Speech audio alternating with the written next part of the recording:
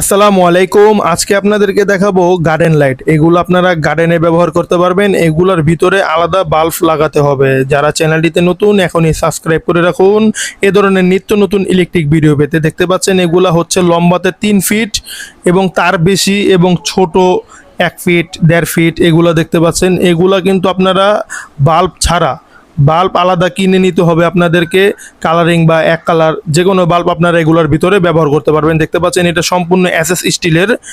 আপনারা চাইলে বাংলাদেশের যে কোনো জায়গায় এগুলা পণ্য একদম পারচেস করতে পারবেন ক্যাশ অন ডেলিভারিতে আমাদের কাছ থেকে।